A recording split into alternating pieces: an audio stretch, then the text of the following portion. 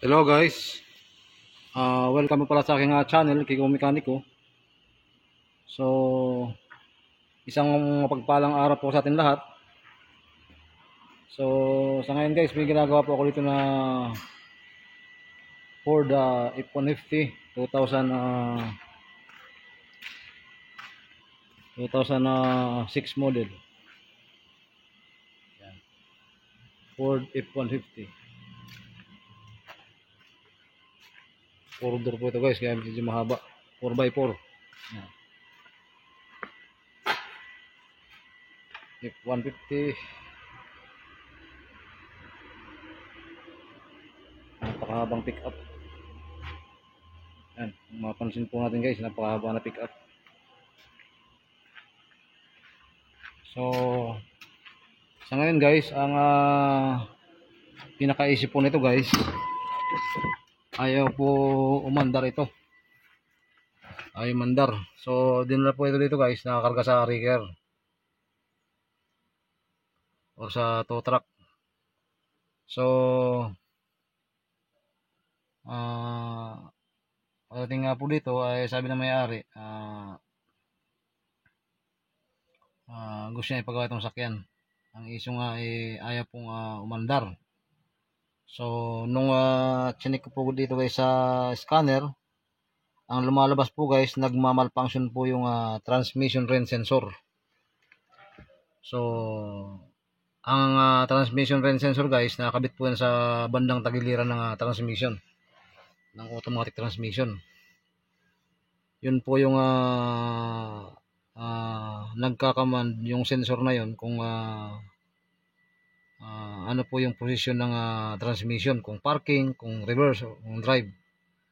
So, once kasi guys na magmalfunction ng transmission range sensor, halimbawa na naglulos na po yung contact sa loob ng transmission range sensor, instead na nakaparking kunyari or naka-neutral, once na hindi po nabasa ng system yan, or halimbawa dapat naka-parking, yung pala yung contact naglulos, or since halimbawa sira na yung contact sa loob, baka nasa reverse position or drive position, hindi po aandar yan kasi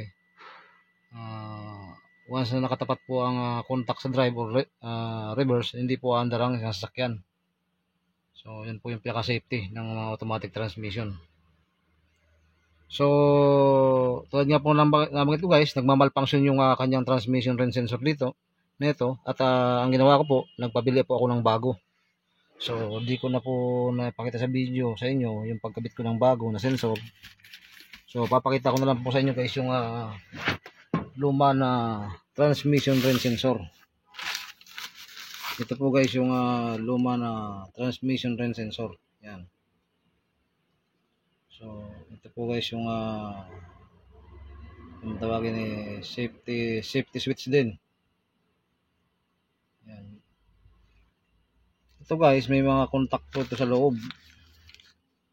Minsan pagka nasisira na po yung contact sa loob, or nami-misalign na yung contact sa loob, malaki po talaga yung chance guys na di-under yung sasakyan. Tulad nga po na maganda guys, once na yung contact nito naglulos na, or instead na nasa parking or neutral position, halimbawa na yung contact ay natapat na sa drive or reverse, hindi po talaga andar.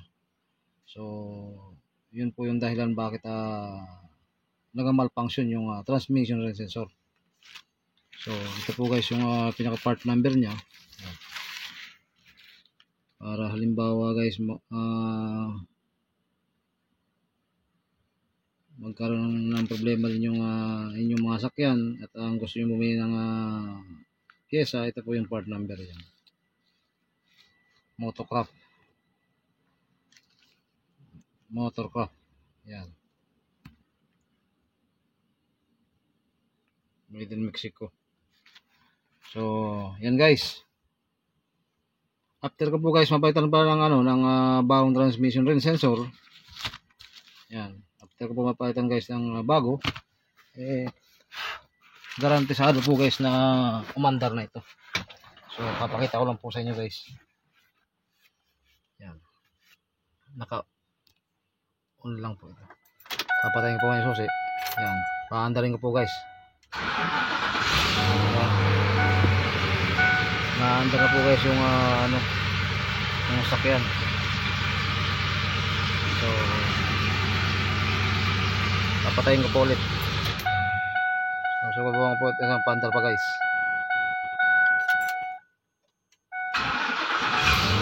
Yun. So okay na po guys, naandar na.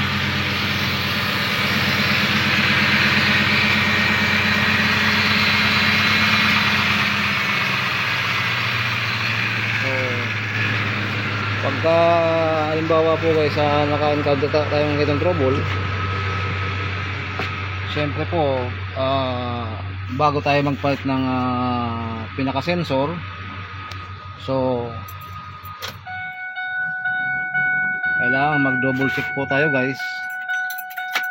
Mag-double check tayo. Kailangan syempre check yung harness ng transmission ring sensor kung may mga tumatakbo po bang kuryente. So ako po guys, bago po ako nag-decision na palitan ng bound transmission sensor ito, siniguro ko po na chinek ko muna yung mga tumatakbong kuryente sa harness. So may proseso naman po yan guys para paano mag-check ng harness ng transmission ring sensor.